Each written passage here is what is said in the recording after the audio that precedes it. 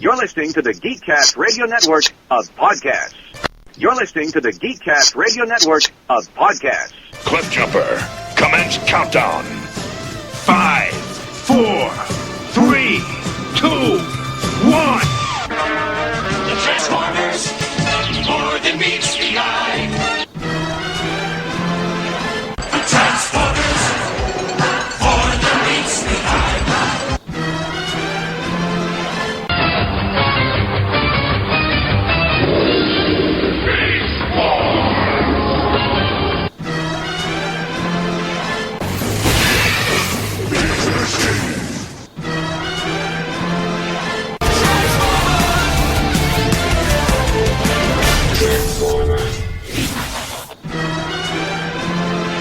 Tune in next week for a much better episode. For now, though, courage. Hello and welcome to the 40th, yes that's right, 40th episode of ToyCast, sponsored by BigBadToyStore.com, where you can save from 20 to 90% on over 1,700 items. I am your host, TFG and Mike, and I am joined once again with Pecan Court Michael. Hello. Hey, how's it going? Pretty good. How are you, sir? I'm hanging in there. Yes. Just barely, though. Mm-hmm. Uh-huh. Yes.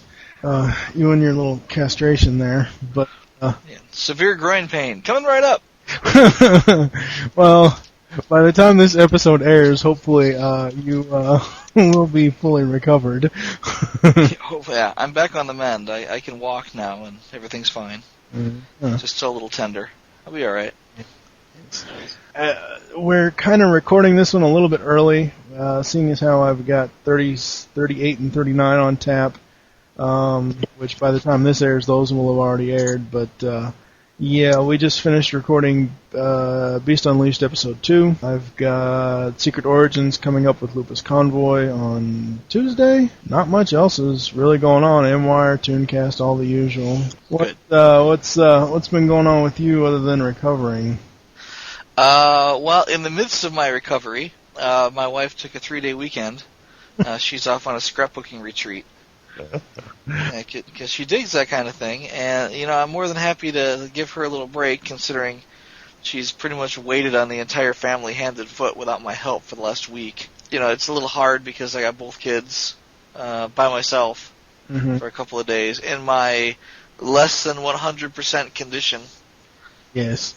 But I'm hanging in there. Everything seems to be all right so far. Mm-hmm. Other than that, not much. I mean, like I said, the last week has just been relaxing with an ice pack. So not a whole lot going on. Mm-hmm. Well, I think we're going to get right into the toy discussion. And I guess I will go first, and I will be talking about a very large monkey. A monkey that you actually sent me. So yes, I will be talking about Optimal Optimus, or Optimal Optimus Prime, or however the hell you say his damn name. That's Optimal Optimus. Yeah, from the Beast Wars line. I've seen pictures of this thing before, but I never really got, and I've seen reviews of it, I never really got the whole scope of it. Holy fuck, this thing is huge. He's good size. Yeah, good size, nothing. He's huge. Well, 4 modes, he has to be huge. Well, I mean, yeah, I'd say I was going to bring up some of the other multi-changers but no, I think those are roughly the same size, except for like Quick Switch, and he's surprisingly small for a 6-changer. Yeah, I don't know. Take a drink. One of the reasons, shut up. One of the reasons why I wanted this toy was because I liked the design in the cartoon. I think it was cool. The toy's great. Not a fan of the alt modes that much, though. I basically will keep him always in the actual robot mode, not the ape robot mode. Yeah. So, and I'm looking at the other modes here on the TF Wiki. No.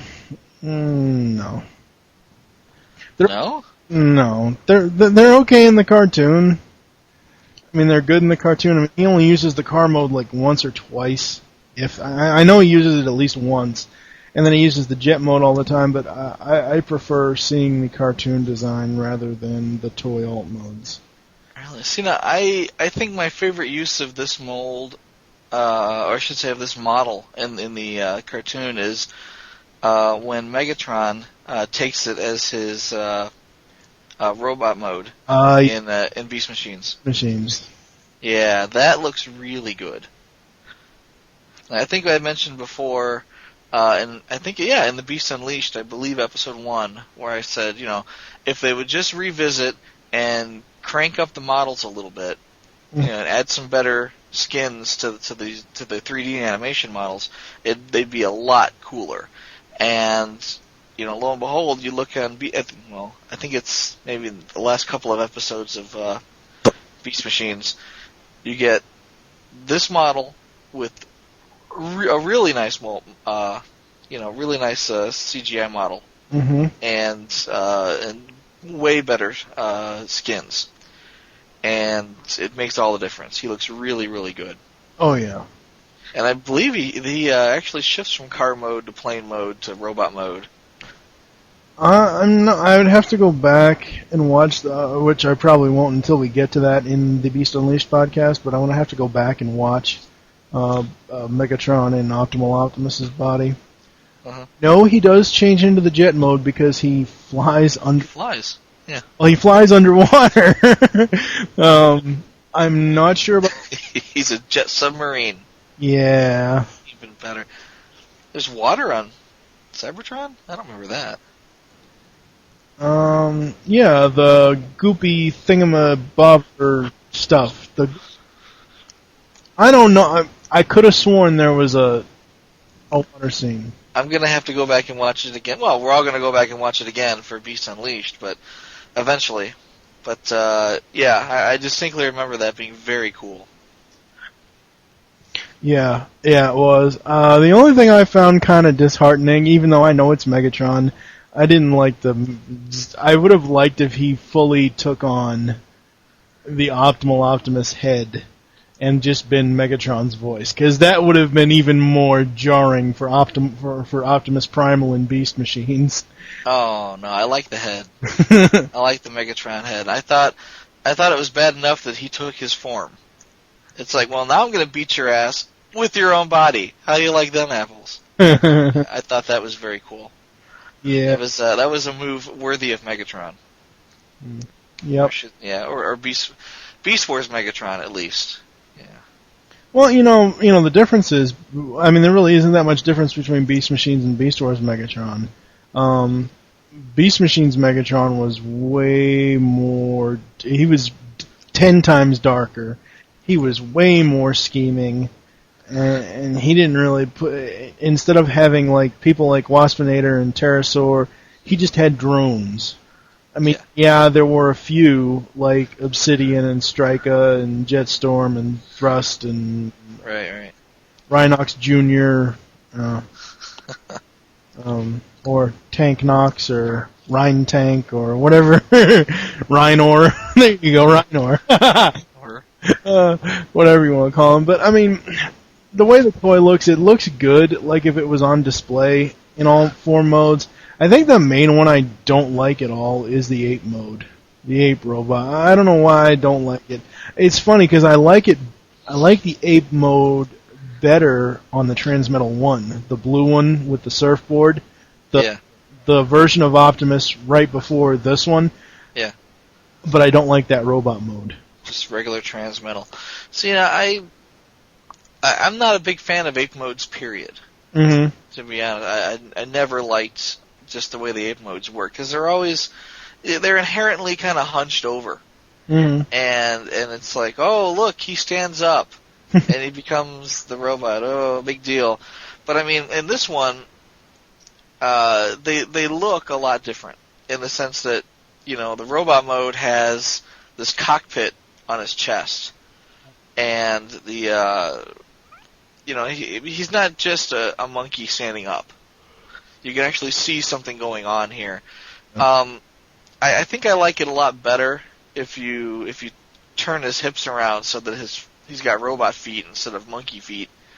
But that really can't. I don't want to say that's not really canon. Well, it isn't canon, but it looks better that way. Yeah.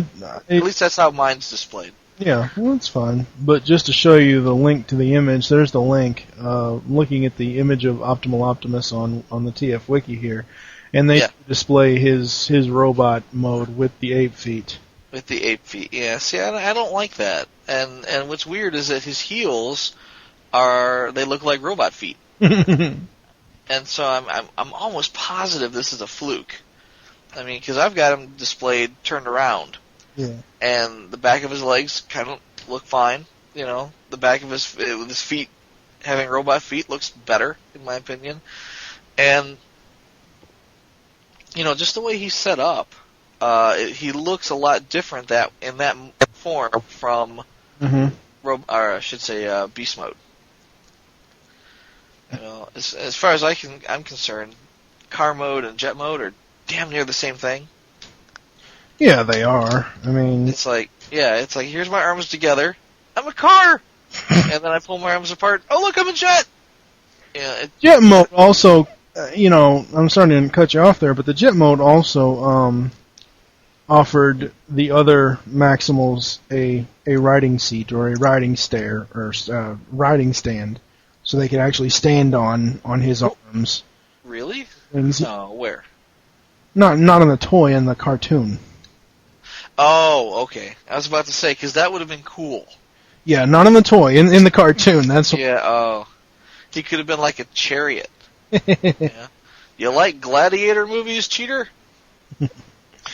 Oh boy, I don't understand why. Now I know this is because you sent it to me, but I know this is the regular original Optimal Optimus, but I don't get why. In the picture here, it shows his arms. Maybe that's why. Oops. Oh, now he's broke. No, he's not broke. I'm just holding it. But no, I'm looking at the picture and wondering why the hell is the thing not supposed to be like, because where I have it, it's got black marks on his arms. Where the picture has it is the arm is turned and the hand is then turned, so it shows the shot thing where you can shoot the panel out. Yeah. Okay, I see what I did now. So even though I'm not, and I completely refuse to transform this thing. It's staying in the robot mode. That's the mode it's going to stay in for. It will never be transferred out of. Did you fix his arms? Yes, I fixed his arms. It has opposable thumbs, which is kind of weird. What? Why? I don't know. It's just kind of weird because I looked at his hands and I'm like, wait, you can either have two right hands or one backwards right hand and then one backwards left hand, or he can have regular. I don't know. It's just weird that the thumb moves like. I don't know. It's just weird to me. Okay. Oh, you're talking about. Okay, I see what you're saying. I'll have to show you on the video afterwards. Yeah, no, I see what you're saying. Yeah, that is kind of funky. But I mean, at least he can hold his gun. Well, unfortunately, he had a gun. Yeah. Shut up. I was going to say, unfortunately, they don't have a gun. Sorry. That's alright. I don't care. That's fine. Yeah, I mean, even in my cabinet, I've got two of these. I've got one that's complete, and I think he's just missing the gun. Mm-hmm. I had two other incomplete ones that I basically cobbled together. One that was as complete as I could make him to send to you, and the other one I think I chucked. I had basically a big bin of stuff. And I think I shipped you just the incomplete ones, and then anything that the second Optimal Optimus, and then anything that was broken, I think I just chucked it.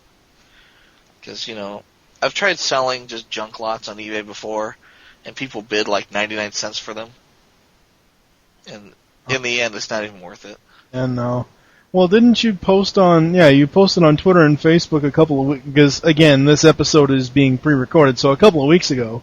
Yeah. Posted on Twitter and Facebook about what is it? The box of MicroMasters won't make it to eBay because Aiden found them. Yeah. Yeah. Well, I had intended to sell those off. I mean, they were, just mismatched ones because the MicroMasters came in sets of 4, and I think I had like the complete set for the military set, except a couple of them were missing arms or something, and a complete set for a racetrack set, except a couple of them were missing hoods. And the missing bits, I had already given to Aiden. And the ones that were intact, I was going to keep and just sell as incomplete sets. And there were maybe 4 incomplete sets, and then one, what are they called? The Hot Rod ones with Big Daddy. One Hot Rod set. So I kept the Hot Rod set out, and I thought maybe eventually I'd sell that off or trade it at BotCon or something. But the rest of them, just let him play with, and he was really happy. He was really upset that the cement mixer the drum wouldn't rotate. And I'm like, sorry, buddy, this is a 20-year-old crappy toy. You know what would have been really cool if Optimal Optimus came with some sort of blue spark thingy to put in his little cockpit in robot mode to show that he had primes sparking. Oh, you know what's strange is the Transmetal 2 Megatron, the giant red dragon. He's got like a little thing in his chest that I think it was supposed to be a chair, but it kind of spins. It's like a big spark crystal, and it spins. There's something in there that spins, and I want to say it's like a little chair, almost as if it was designed to have a person in there. But it's similar to. I mean, you can consider it maybe like a little spark dancing in his chest. But I was always surprised that Optimal Optimus didn't have something like that too. Yeah. That would have been cool. Yeah.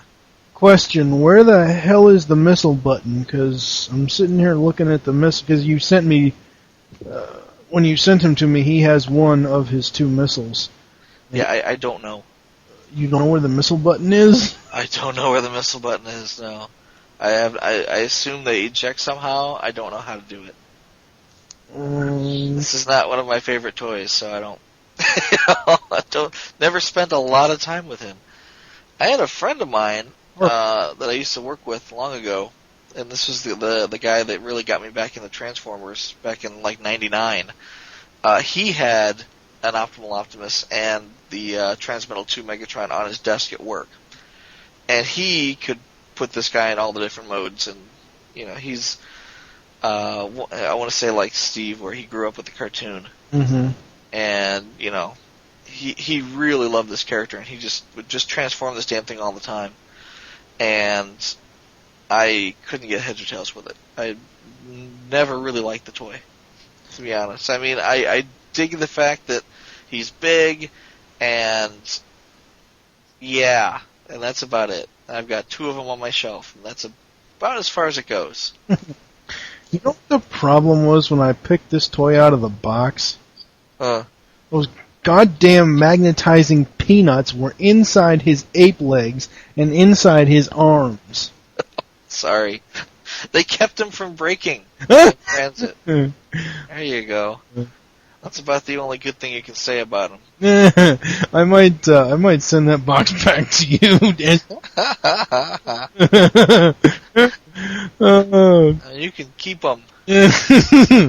Actually, I kept the peanuts as just I knew eventually I'd be shipping something, and I didn't want to just throw them away because if I ship anything, I'd want it to be packed right. And lo and behold, I still had them when I sent you that box. So I'm like, haha! I didn't expect them to stick to everything. God, dude, they do. You stick your hand near them, and they right onto your hand. Oh, exactly. And you shake it, and they won't come off. You run water on your hand, and they're stuck to you still. And you're thinking, static electricity, water should negate that, but it doesn't help. They still stick to you. His head looks weird. It looks like an Optimus. No, I know, but, no, I'm not talking. Okay, I should rephrase. His face looks weird. because it's just like in the cartoon you can see like his mouth, like it basically, so from if you went from Transmetal 1 Optimus to this one. Yeah. This one in the cartoon basically had the same design as original Optimus had when the cartoon first started, with the two plates above and below his mouth, and then the face mask would come up and he would look like G1 Prime in the face. Okay. On the toy, it just he looks like he has a goatee, almost like he could be the drawn version. Okay.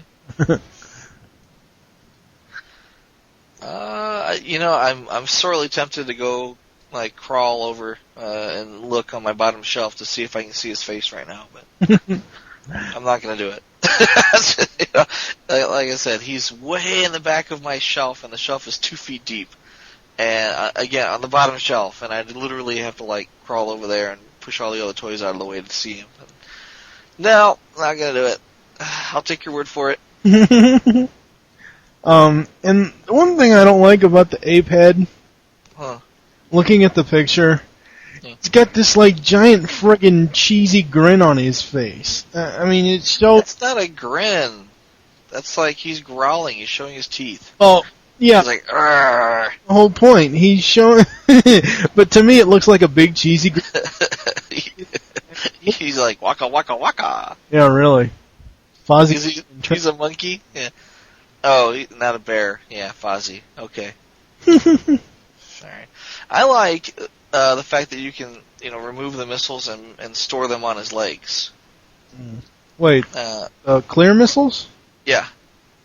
Oh. There's storage on the, I want to say on the yellow fold-back pieces on his legs. Yeah, okay. There's like slots there where you can store the missiles. So, I mean, he's not supposed to have the missiles in when he's in robot or beast mode. They're supposed to store on his legs. The missiles really come into play when he's in vehicle mode. Well, right, but see, the difference was between the cartoon and the toy is these guns and this little laser sighter, they were machine guns, weren't they? They weren't missile blasters in the cartoon. Again, I'm going to have to go back and watch the whole situation, but I could have sworn these are guns that he's got in front of his head. I'm not sure. I don't know. Again, I have to go back and look. It's been a few years since I've seen that episode, and I want to say in preparation for Beast Unleashed episodes, I only watched the ones that we're going to review again, and I'll take notes. But I mean, I haven't watched the whole series over again yet. I kind of want to experience each couple of episodes fresh. Yeah. Oh, that's kind of new, almost as if I haven't seen them before. Yeah, that's understandable.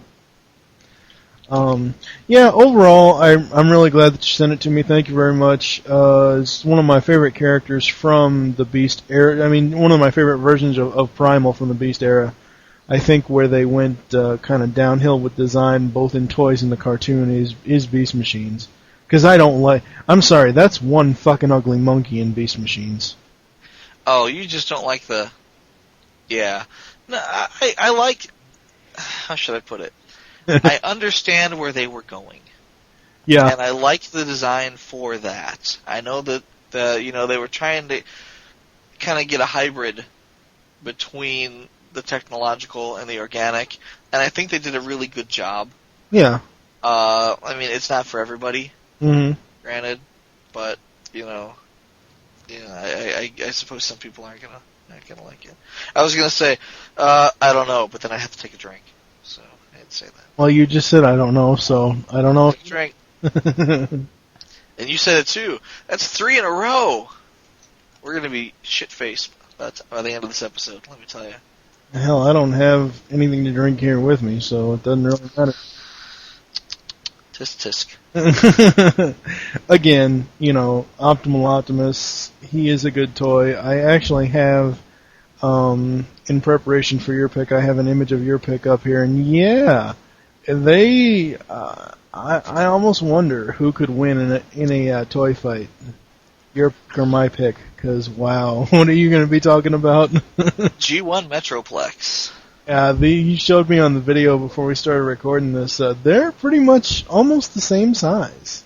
Yeah, I mean, back in the G1 days, they didn't have, Supreme class toys. Or I think this might be considered a leader class toy at this point. Mm-hmm. Or Optimal Optimus might be considered a leader class toy as well. They change class sizes, every couple of series, but I think they would both be around that leader class. But back then, you didn't have a whole lot of leader class. I mean, maybe Six Shot might be considered leader class. Trypticon, Scorponok was huge, actually. See, I think Scorponok Scorponok and Fortress Maximus. I would say those are, say, Supreme type class, where you like the Supreme TFA Optimus. Yeah, no, I would say, if you hold up, let's say, Primus, G1 Scorponok is about the same size as Primus. Unicron is still bigger than both of them, right? Yeah. But he's still smaller than Fort Max. I mean, Fort Max is literally twice the size, or at least twice the height of Scorponok. Yeah. He's just huge. But as far as G1 goes, you might have, let me see here. I would probably say, Trypticon, Omega Supreme is almost as tall, and, you might factor in Predaking in combined mode. Yeah. Roughly, about that size. But there weren't a whole lot of toys this big back then. And, Fort Max is just a fluke. I mean, Fort Max probably should never have been. He's just too damn big. Yeah, Fort Max is huge. He's like 2.5 feet tall. It's ridiculous how big this guy is. Now, I'm looking at the picture on the wiki here for Metroplex. I know his city mode. What is the other mode? That's a battle station mode. Okay. That's kind of weird. Well, it's kind of like the easiest way to transform him from a robot into something else is battle station mode. Because the battle station mode is literally you pull his legs out in front of him and fold out the front of his legs, and the underside of his legs are just full of wheels. So he can roll in that mode. Yeah. And you pull his arms back. And point his shoulders forward, and tuck his head down, and that's pretty much it. So he basically tucks and rolls. Yeah, tuck and roll, Metroplex. Yeah, I had read a fan fiction once, and Brian Kilby will know more about it than I can remember, but I believe it was not Cosmic Rust, but Rust, The War Without End. Or the War Without End, something Rust. I think that was it. But they all rode around in a giant battleship that was literally, it wasn't named Metroplex, but it was Metroplex. But it was in battleship mode. Mm-hmm. And that's what they flew around the galaxy in. I thought that was such a cool idea, because the battle station mode, you don't see a whole lot of fiction using the battle station mode. He's always either in robot mode or city mode, and the battle station mode is kind of an afterthought. But the idea that somewhere there's a band of Autobots who fly around the universe in this giant Metroplex in battle station mode is just terribly, terribly cool. I think we covered this. I'm trying to remember if we did or not. If we covered it in TFG1, I believe it's. I forget what the episode is, but there's an episode where it was crap, one of your favorite ones, too. Headmasters? No. G1, not freaking Japanese G1. Oh. Crap. It's either Ghost in the Machine or Starscream's Ghost, where he has to steal Metroplex's eyes. Oh, okay, yeah. And Metroplex is in city mode, and all of a sudden, when Scourge steals his eye, starts transforming, and everybody inside the damn city starts falling down which way and falling. There's no way you could fly around in him in robot mode through space. There's just no way. Maybe city mode you could. That would be a little bit... I like to think of it that as he transforms, the rooms reorient. No, I mean, seriously. I mean, technically, you could be somewhere in his chest, standing upright, and as he transforms, that room goes from an upright room to a vertical room. Now, if you're standing in it, yeah, you're going to fall on the wall. Yeah. But if you're in between modes, that wall becomes the floor. Mm-hmm. You know, so everything stays the same. It's just the rooms are reorienting themselves. Oh, I understand that, but But technically, if you were in space, flying around in a battleship mode, you could just turn off gravity. And at that point, it doesn't matter what you're oriented to. Because you're free floating. There's no gravity. Mm-hmm. Ha-ha! There you go. Yeah. But, no, this particular toy, this is the original one that I had as a kid. Out of my thousands of Transformers, maybe a dozen of them survived from my childhood that were actually mine, that I didn't buy off eBay or, you know, get from some other means or buy at a BotCon or something. This one is actually one that I picked up out at the store. Mm-hmm. And it's one of the few childhood memories that I still have, because, you know, let's face it, my childhood sucked ass, and it's mostly repressed. So, you know, I remember going to Toys R Us with my dad and picking this out, and the box was huge, and I think it was probably, I want to say like $35, and due to inflation, that was probably worth well over $50, you know, in today's dollars, right? Mm-hmm. Because I was 12. This is a long time ago. And, God, like, close to 25 years ago. But, you know, my dad got it for me. And I was eternally grateful. You know, and I loved this toy. I took him everywhere. I mean, he's like teddy bear size for you know, a 12-year-old. So, you know, literally just had an arm around his waist and carried him everywhere. Loved this toy. Yeah, he is pretty awesome. I would love to have him just for the robot mode. Yeah, he's I want to say, you know, if you go to a BotCon, he's a pretty common sight. I've seen just rows of Metroplex, and again, you're going to find them with no stickers and no accessories, and in various states of repair. Right?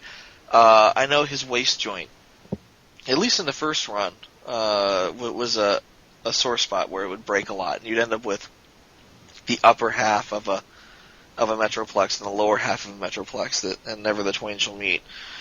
And I've seen a lot of those at BotCons. But, you know, the hard part gets to be when you know, tracking down his individual pieces. Like, the missiles. Well, the missiles, yeah, but I'm looking more like at Scamper. He came with a little black car. Oh, yeah. He came with a little black car, and his arms came off and became guns kind of attached to the roof of the car. And the robot itself had a little tiny black gun that you could put in one of the hands, and then would become a third gun on the roof when he became a car. And it was neat because when he transforms, you open up his chest on, I want to say his right side, and it pulls out and becomes a ramp. And then Scamper can live in there, and he just kind of slides out. Now, I have no idea how much Scamper's gun goes for on eBay, but if you can find one at all, I'm assuming they're really tough to find. Yeah. But, you know, it's a little tiny little piece, and you know, probably, if you don't have one, you're probably never going to find one. Yeah. Mine's a little dusty.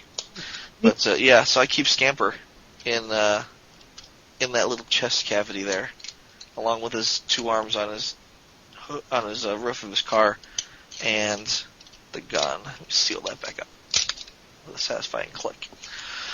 But I mean, the robot itself has a lot of cool stuff going on. In that, on the front of his chest, on his left side, he's got pop-out missile batteries, and they're silver. On the his shoulder, just above the missile batteries, there's a it's almost like a trap door. It flip flops, but he's got he's got a shoulder 1 second, and then the trap door flips, and lo and behold, there's a laser cannon under it, and the thing's almost as big as his head. It's a big old cannon. Does he have a rub sign? He does. It's I want to say on his neck. It's kind of in between his two chest portions, just below his head. Yeah, I see it now.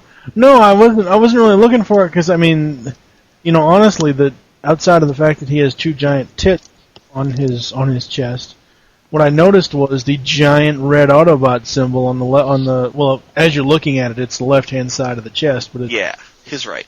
Yeah. Yeah. I don't think I've ever seen an Autobot symbol that big on a G1 toy before. He's a big toy. Well, I know he's a big toy, but I'm saying. I was gonna say maybe Omega Supreme on Omega Supreme's chest. Or his wasn't that on his rocket, or is that just in the cartoon? Just on his cartoon. Yeah. I don't think he actually had one on his rocket. Now that I'm thinking about it, let me see here. I've got Micromaster Countdown. He's got a big rocket, and there's a huge Autobot symbol on the rocket, and it's not even that big. So yeah, I guess that's a rarity, the size there. But he's got two great big guns, super great big red guns, and they're oddly shaped like somebody's feet and legs, which kind of comes into play later. If you're looking at the picture, you can see how when he goes into battle station mode, how he's got black cannons on either shoulder. Right. Yeah. And then he's got another cannon that kind of mounts onto his back. It's the red one. Yeah. That mounts behind the missile bay. The neat thing about this is that you can take. There's a tower in city mode. There's a tower that sits next to the helipad. Yeah, I see it. It's a red tower with white parts on top. Those pieces then combine with the two black guns and his red guns and become another robot named, I think his name is Six Gun. Do they have a picture of him on the wiki? Yeah, got it. Do they? Yeah, hold on. Okay. Six Gun. Yeah, so Six Gun is literally made up of 6 of Metroplex's guns. It's kind of cool. But I keep the black guns on his arms and the other one on his back, and then I keep the legs in his hands so he holds onto those at all times. He just never lets them go. Where are the black guns in the robot mode? I see them on the attack, or not the city mode, the third mode. The battle station? Yeah. Yeah, in battle station they attach to the I see that, but where are they on the robot mode? In the same place. On the sides of the arms. Well, they're not showing it on here. It's just... Well, no, they don't. Yeah. I mean, again, not canon, but I mean, if I want my Metroplex to be powerful enough to defeat your Optimal Optimus, he's going to have guns on both shoulders and both hands. He's going to have dual missile launchers on his shoulders and on his boob launchers, and then the red cannons on his back. He's loaded for bear here. Literally. Oh, Optimal Optimus, all he's got to do is just take his giant ape foot and just smash your head right in. No, he can't get his foot that high. He's not that tall. I have a question about missiles behind his head that kind of look like ears, the two red ones. Yeah. Mode. Are those just turned around in battle station mode? Because they look like it's the same thing. Yeah, I mean, you can either point those forward or turn them around and point them back, but then when you push his head down, those lay flat. So, but then when his head comes up, you just pick them straight up. Now, I like to lean them forward a little bit so that they kind of look like cannons, but I think as far as They almost look like shoulder-mounted cannons there on either side of his head, but I think that they're kind of, I want to say like Nightbeat, where he kind of looks like he's got guns mounted on his head that just kind of point up. Yeah. Ooh. Sorry. That's okay. But when I was little, I kept him mostly in not robot mode, but city mode, because I like to put all my toys on him. And I mean, he's made almost like a diorama. Mm-hmm. He comes with a tank called a Scamper, and Scamper unfolds into a tower that you can plug into him in city mode. He's got, I want to say, a skyscraper. It's like a big chunk of plastic that's molded like a building, and you plug that in behind him on his back. And then his legs open up, his arms swivel around, and he's got giant antenna. One that comes out of one arm, and the other one the antenna is actually another piece that plugs in. It doesn't pop out. But he's got antenna on both arms, and then his legs just unfold twice. So he actually ends up with 4 landing bay. Yeah. I should say landing bay, car bays. 2 of them have skids, so you can drive a car right up into them. And then the other 2, you can't really drive the cars out of because he's got his feet in the way, but you can park them in there. And I kind of thought of those as like repair bays. Yeah. When I was little. His kneecaps, and this is interesting, the kneecaps have holes in the front, and you can see them in robot mode where the holes are. Yeah. And his knees. He's also got the same size holes underneath his repair bays in battle station mode. Mm-hmm. And the idea there is that you can actually plug his guns into them.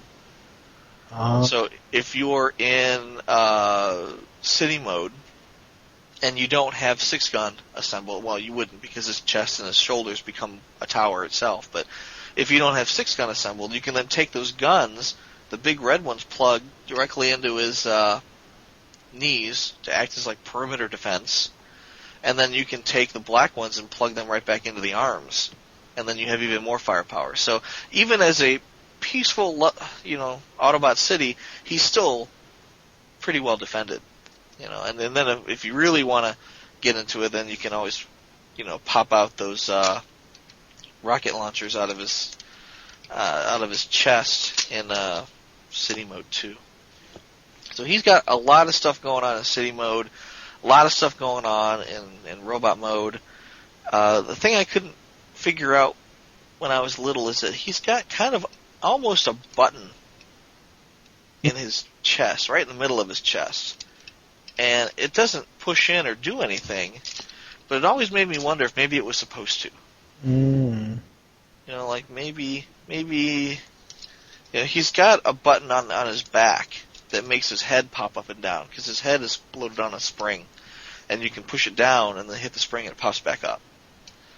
But they don't. There's really no use for that thing. I think somewhere I saw him use that as a gun. It might have been might have been on the wiki somewhere, or in a comic or something where that was a gun. But I'm not entirely sure. It looks like it should have been or could have been a button at one point, but I don't know. And a cool thing that I found out years later, I never knew this as a kid, but in Japan, Metroplex was part of the Scramble City line. Yep. And Scramble City was all about the combiners. Yep. Not so much the Constructicons, but the aerial bots, the Combaticons, pretty much the limb formers, or the ones where you had a body, and then Onslaught was the body for the Combaticons, and everybody else was just an arm and a leg. And the premise for Scramble City was that any arm or leg could become the arm or leg of a different combiner. So if for some reason Metroplex Metroplex was part of the line, but if Defensor was fighting Menasor, and Menasor took his sword and cut off an arm, then, one of the aerial bots could fly in and replace that arm on Defensor. Right. And it wasn't considered, what the heck, he's not part of, he's not part of that team. It didn't matter. Yeah. I mean, technically, you could have a Decepticon come and plug himself into Defensor, and all would have been well and good. But Metroplex, interestingly enough, too many big words this episode, sorry, he could combine with them as well. So if you could take one of the limbs and plug them into the arms. Either like the arms that I currently have the 6-gun guns plugged into. There's like a universal slot there on either side of his arm, and it's pretty much the same connector that Silverbolt would have on his shoulders. Right. To accept the aerial bots. So, and he's got, or I should say, Metroplex has 2 more under his kneecaps. So if you remove his knees, which I'm going to do now, he's got 2 more connectors under there, and you can plug Scramble City combiners in there. Right. Well, you're talking about Scramble City. As far as the cartoon goes, I have the art because I'm on Metroplex's TF Wiki page. To complete the Scramble City project, the Autobots moved their operation to a secret underground cavern, but the Decepticons' spy cassettes located the subterranean base, and an all-out Decepticon attack was initiated. Menasor and Bruticus had Superion outnumbered, but the heroic combiner was able to hold the line long enough until Metroplex's construction was finally completed. Emerging from his underground birthplace, Metroplex transformed from city to battle station mode and took off for the battleground, crushing all in his path. The Titanic Autobot transformed into robot mode and took out the Decepticon combiners with one colossal blast. However, as the Autobots celebrated their victory, the ocean nearby parted and Tripticon emerged for his first battle with Metroplex. Note, the battle never happened because the second part of Scramble City never got made. Nice. Well, I mean, still, that would be epic. Oh yeah, very much. Yeah. I truly wish, now I know it's probably never going to happen, I truly wish whoever Hasbro or whoever's doing the new cartoon, I know, again, this probably won't happen, I wish they would go back to a full-on G1 cartoon. Yeah, never happened. I know. It's wishful thinking, but I wish that they would, with the remaining voice actors that are still alive today, because I know some of them have passed away. Yeah. Or some of them choose not to work on it anymore. Hello, Cliff Jumper. Casey Kasem's damn near dead. What are you talking about? Well, like Michael Bell is so much as begging them to let the G1 actors come back. Right. And I stand by him 100%. I would love to see the G1 actors come back. Yeah. And if not do their same voices for like Prowl or Hound or whoever, but at least be involved. But I don't think we're going to see that. I know that with the new video game coming out, the War for Cybertron, I was talking. I shouldn't say so much talking, but chatting, I guess, with Malunas on Twitter or Facebook over about this, and he basically Malunas had said that he was upset that there were some people that were saying, "Oh, we shouldn't be making movie toys, and we shouldn't be making toys for War for Cybertron. We should only be making toys for the cartoon line." And we don't even know what the cartoon line is going to be. And Malunas was making that point, but I had mentioned, what if, we don't know, but what if the new toy line that nobody knows anything about, and probably won't know anything about until BotCon comes up, but what if the toy line or the cartoon is actually based on the War for Cybertron video game? Maybe the video game is a cartoon tie-in, and we're actually getting buttloads of spoilers. Yeah, because we know they're making toys for the video game now. Right.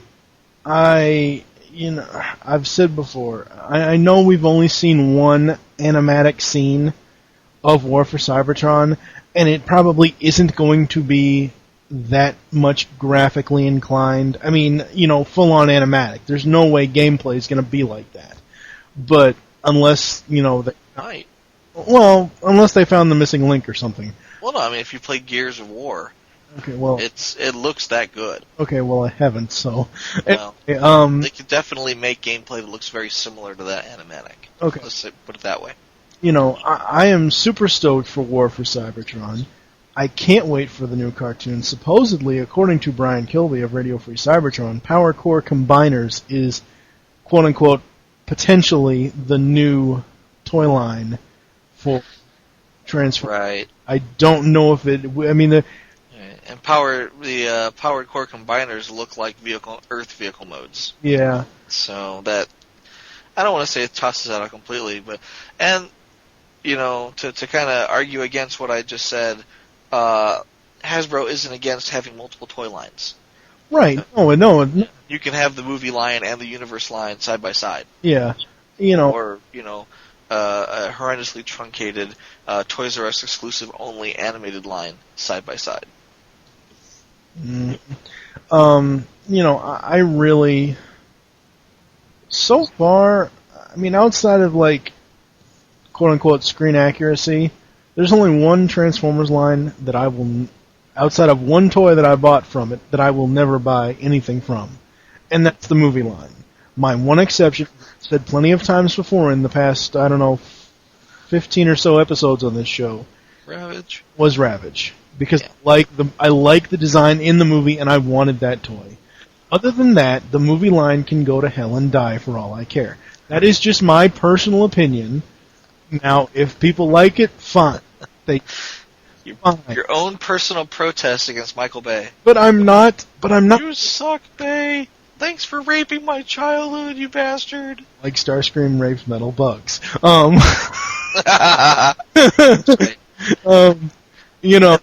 I think it's funny that we have our own private jokes. I don't want to get too private jokey here, or else we'll end up like TFW. But anyway, but if people like the movie line, fine. I'm not going to be one of these people, and I don't post on TFW hardly at all. If I ever do, it's maybe once or twice a year. But I'm not like one of these. I hate to call us fanboys, or us Transformers fanboys, morons, but there are some moron fanboys out there who are like, oh my god, it has to be this, or it has to be that, or it can't be this, or it can't be that, or this, Yeah.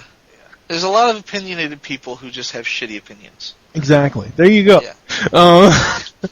But for me, it's like, okay, I grew up on G1. I read some of the comics. Yeah. Haven't read them all, and that's not something I'm going to be spending my money on anytime soon. Dude, you can. Well, I know that some people will download those from the internet for free. Mm-hmm. People have been known to do that. I'm not saying it's a good thing. Right, but I'm not saying that we condone it.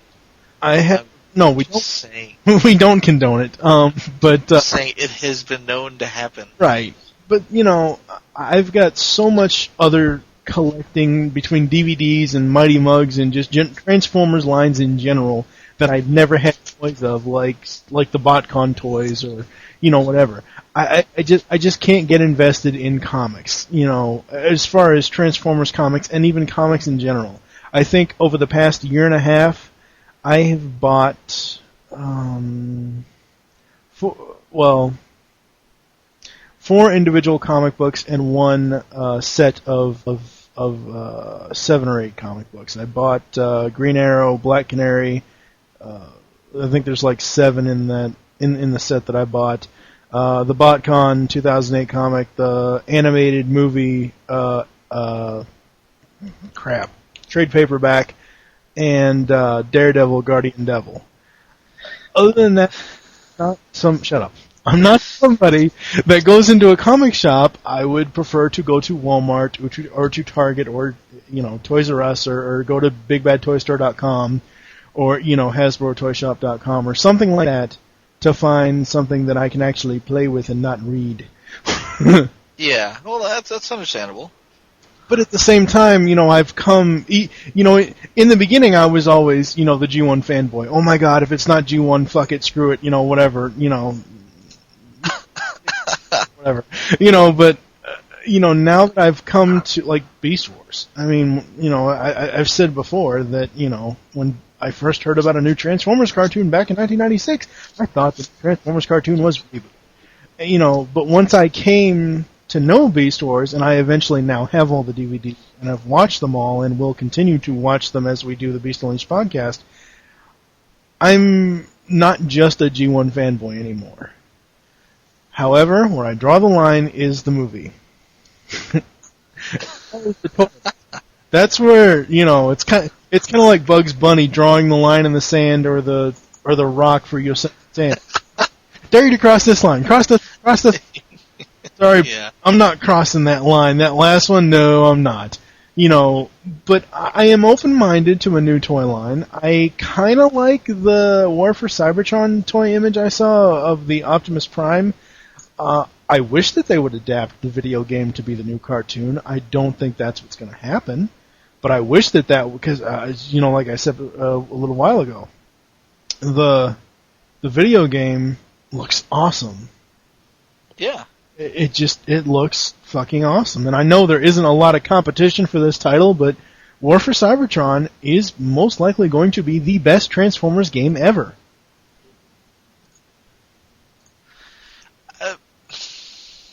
I have trouble saying that, to be honest. I think that it'll be awesome. Mm-hmm. I really liked the Armada game, to be honest. Set the Armada game aside, though. Okay, the Armada game was awesome. The Armada game was probably the only awesome game we've had, up to that point. Okay. The Armada game can be also classified as one of the best Transformers games ever. But compared to everything else, and then you have everything else on the left, you have War for Cybertron on the right. Yeah. You're going to go towards War for Cybertron versus 64 version of Tex Transformers there was back in 1777. Whatever. I don't know. I again, let's wait and see what happens. I'm a big advocate of wait and see. Yeah, I am too, but just from what I've seen so far, yeah. I mean, it's... Patience, young one. Yeah. This is not Star Wars. You are not my Padawan. I'm just saying, I'm not one of those that's gonna run out on eBay and buy toys that haven't been released yet. I'm not one of those that's gonna speculate wildly on what's coming next, and I'm not one of those that's going to publicly damn whatever comes next if it's not exactly what I want. Right. That it bothers me when people do that. And again, if you just be patient, wait and see. Hasbro has a habit of, amazing us, with the exception of, maybe Energon, Unicron Trilogy. They have a unique ability to impress us with whatever they're going to come out with. Right, but you got to wait a minute here, though. You really can't say the whole Unicron trilogy as far as the toys go, because if the Cybertron line didn't happen, we wouldn't have half the BotCon toys that we have. Oh, they would have done something else. I mean, yeah. I don't know how much you know about the Trans-Tech line. Not a lot. Trans-Tech was a line of Transformers that were... You have to Google it. They were terribly cool looking. I mean, they were different in a way where it kind of looked almost like if you take some Robotech and you mix it with some G1. That's about what you would get. And they were different, but they were all vehicle modes. I mean, it was kind of like they took Beast War characters like Cheetor, and they turned them into vehicles. And then they took G1 characters like Optimus Prime and Starscream, and just made them painfully badass. Almost War Within like. In fact, I think some of the War Within designs came from. They had a little Trans-Tech inspiring going on there. But the Trans-Tech line, what has been released as far as concept art, was very, very cool. And there's still people out there who wished that they had released Trans-Tech instead of Armada. And as kid friendly and play school, for lack of a better term, as Armada was in some regards, Trans-Tech was the exact opposite. And I think that's why adult collectors are more drawn to Trans-Tech and wondering why didn't they go with that. I'm looking at Trans-Tech Cheetor right now, and I can just tell you, just by these initial designs, which obviously they'll never happen because the line never happened. Yeah, I don't like the Cheetor one. I can send you the link. It's on his toy page on the wiki. Yeah, here you go. Yeah, but it's funny though. You look at the robot mode concept art, and you look at the feet. Look at the, just the general body shape, and hold that up next to animated Blur. Yeah, true. You can see the homage there. You can see where it comes through. But no, I think that I liked the designs. I thought they were really nice, and was kind of bummed out, as well as much as everybody else that they weren't used. But, again, what you gonna do? Right, exactly. I want to... Actually, I don't know how we fell down the rat's nest. But I was going to mention one more thing about G1 Metroplex. And that is that not only can he combine with Scramble City limbs, he can also combine with the Scramble City bodies. Like if you take Silverbolt and Hotspot, and you put them in ramp mode. I'm not sure exactly what mode that's called, but each combiner came with a ramp, and a lot of people wonder what the hell the ramp was for. And I mean, if you've got Onslaught, okay, the ramp makes sense because you can kind of put it there and have car drive up onto his back, or if you split his legs apart, or what, his tractor bed, trailer bed, if you split that apart, you can put the ramp between them. But a lot of times you're wondering, well, how does this ramp come into play?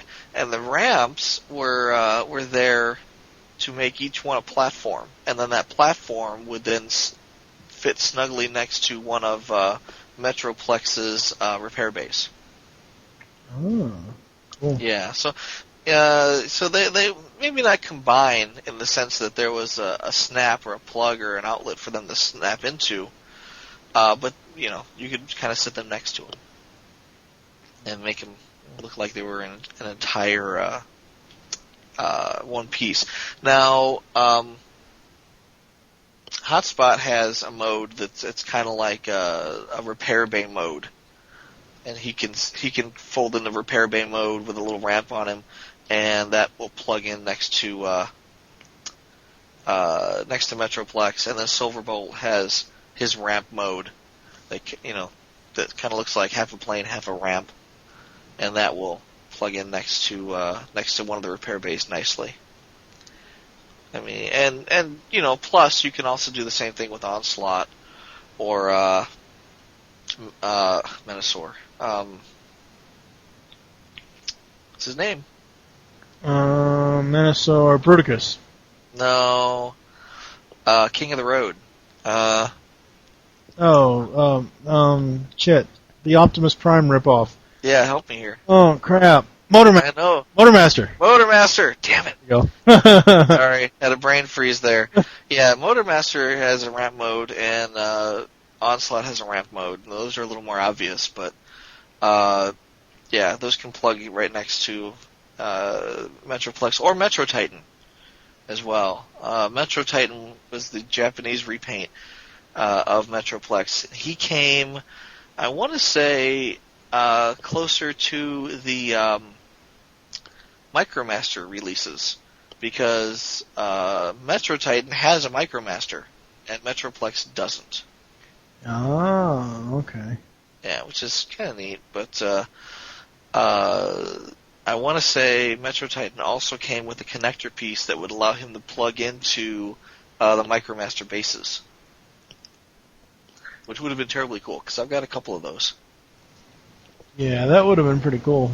Yeah, I have a knockoff Metro Titan, except he's a little more pinkish than red, which is a letdown, but it's there's no other way I'm going to get a Metro Titan. I've seen Metro Titan once at a BotCon years ago, and he was, I think, like $350. Wow. And that's roughly what I bought my Fort Max for. So I'm probably not in the market for a Metro Titan. But yeah, he is cool. He is terribly cool, and it would be nice to have one. Mm. But the knockoff is probably about as close as I'm going to get, and the knockoff didn't come with a Micromaster. So, but he's still cool looking. He has a worthy space on my shelf right next to Metroplex. Cool. Yeah. I just sent you a link in Skype. I want that. Are we changing topics again? Oh, jeez. You are not going to get a Lucky Draw Gold Prime anything. The only people I know that have these are the TF on the Moon people, or TF at the Moon. Yeah. And they somehow end up with one of each.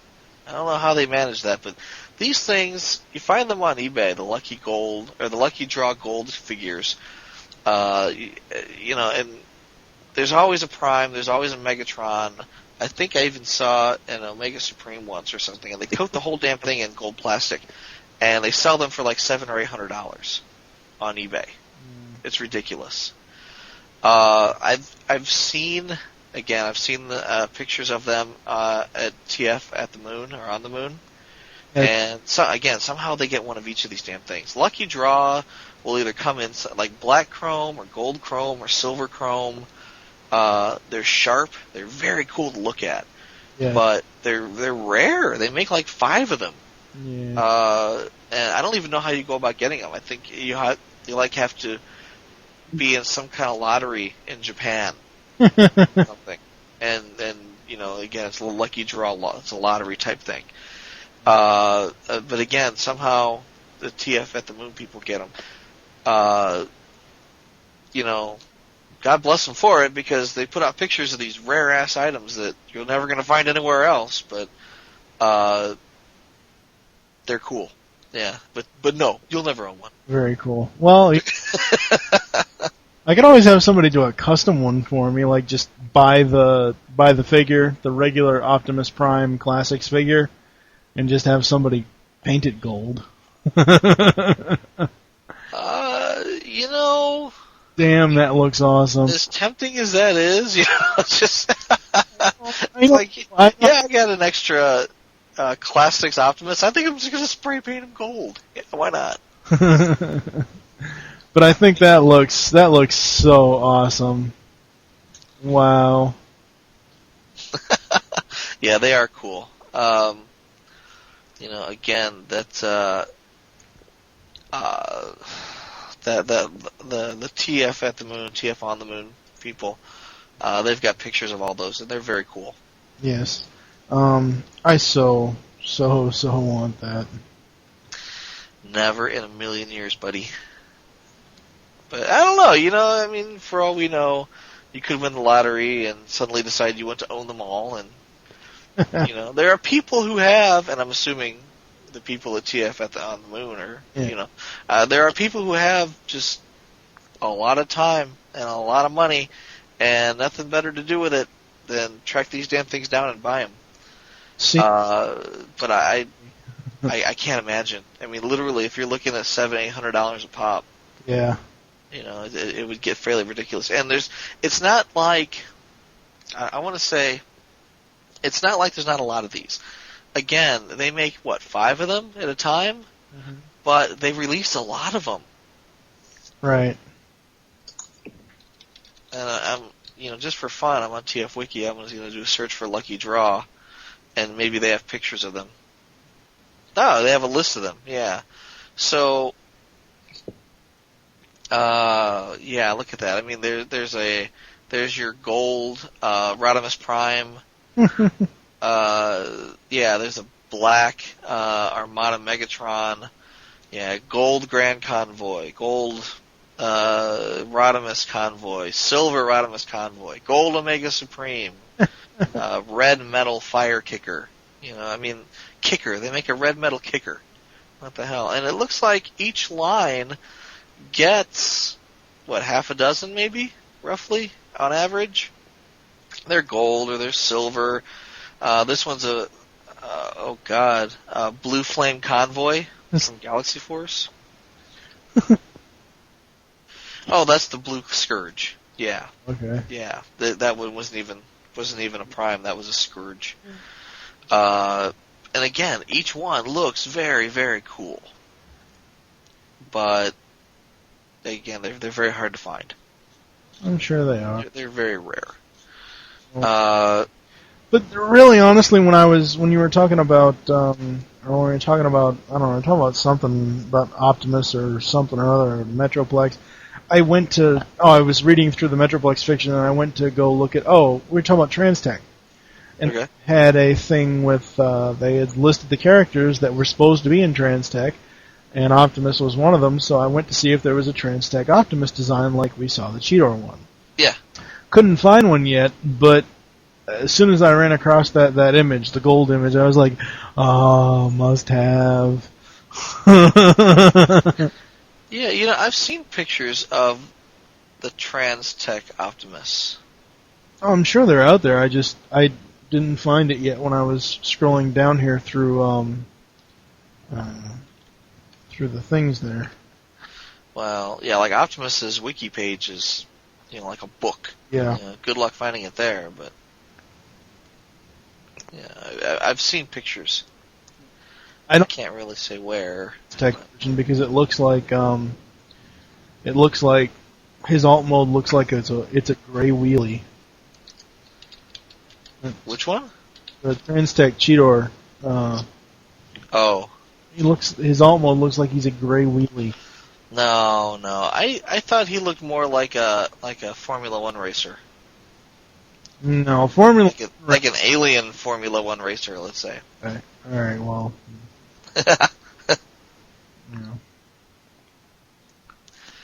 Yeah, could happen. Sure. I'm just waiting to see if the TF Wiki are gonna pick up the news about the on the regular Wikipedia when I looked up Mighty Mugs. Do they have those? Well, the regular Wikipedia lists all of the lines,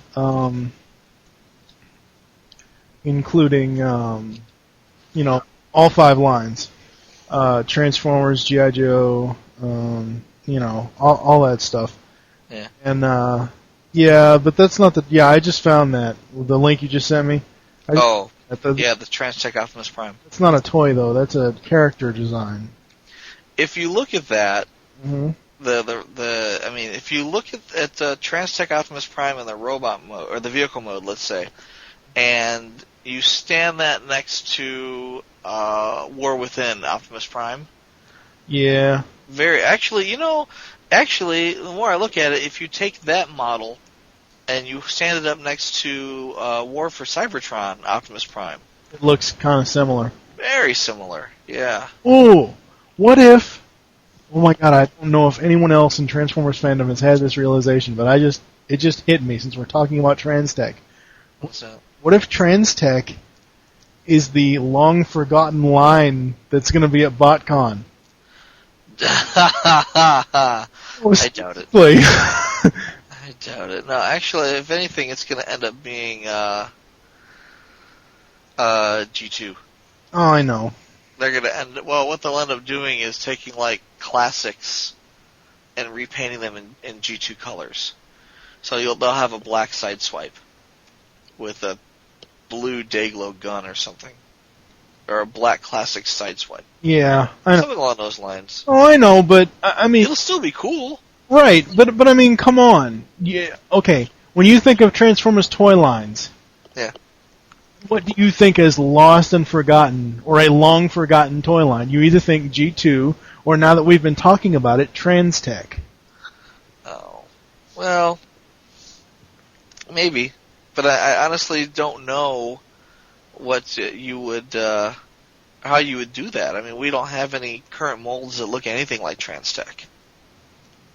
And literally, the Transtech toys, you really couldn't see them as even being related slightly to G1 if they didn't have the same colors and the same names. I mean, you couldn't look at Transtech Optimus Prime and go, oh, clearly that's Optimus Prime, unless he was red and blue and white, or red and blue. Right. And silver, let's say. I mean, honestly, it's like Bayformers. I wouldn't look at Bayformer Optimus Prime and go, oh, clearly this Optimus Prime, in robot mode at least, if he wasn't red and blue. Mm. I just couldn't see it. Megatron, you can't look at Bayformer Megatron and go, clearly that's Megatron. No, he looks like a crumpled up piece of tinfoil. The fact that he's silver and they call him Megatron is, the only, the closest you're going to get, let's say. Yes. Do we have any other thoughts on the toys we were supposed to be talking about this? Oh, yeah, after our giant rat hole. No, I think I covered Metroplex about as much as I wanted to. I dig him. Again, I have a lot of love for these older toys that I had when I was 12. I had like him and Optimus Prime. My G1 Prime I had when I was 12. Thrust I had when I was 12. God, I can't even remember. Maybe a handful of my Ratchet I had when I was 12, and my cassette bots and Soundwave, and that's about it. Mm-hmm. From when I was younger, and those are near and dear to me. If my entire house burned up in a fire, those few would be the ones that I'd be tossing out the window first. It's a good thing your family doesn't listen to this show. Well, aside from my kids, sure, yeah, but if the kids were thrown out the window, I'd be tossing as many Transformers as I could out the window. Just your kids, huh? So I guess you're full on scorning your wife for castrating you. That's what she gets for castrating me. No, I mean, granted, she would be the one outside catching the kids as they flew out the window. Wait. You guys gave me such grief in Beast Wars Episode 2 for calling it circumcision. You just said castrating. What? Castrating. It's a cross between castration and procrastination. Because I waited a long time for it to get it done. But okay. On that note, I think we're going to end this episode. Thank you for joining us here on ToyCast. Oh, fuck it. You know where to go. You know where to go. Geekcast. Get your ass out there and look on our webpage. Be sure to give us good feedback. Yes. You can call We'll find you, and we will castrate you. And trust me, you don't want that happening. Okay. Yeah, Alright, we stopped short of threatening our listeners with castration. Is that it? We're sorry. Due to circumstances beyond our control, the script to the rest of the episode was lost on its way overseas. Luckily, the episode was finished by the Korean animators. We hope you enjoy the new ending. This is ToyCast, episode 40. Be sure to visit our sponsors, www.bigbadtoystore.com. You can find all the other podcasts at geekcastradio.com. You can call the voicemail line, leave us your feedback on each episode of the podcast. Be sure to say what show you're leaving a message for and your name. Number is 502-526-5821. You can follow us on Twitter at TFToycast. Mine is TFG1Mike. And Mr. Wilson, what is your Twitter, sir? Pecan Court Michael. Yes, we will see you next time on ToyCast. Hey, this is Sari, and you're listening to the Geekcast Radio Network of podcasts.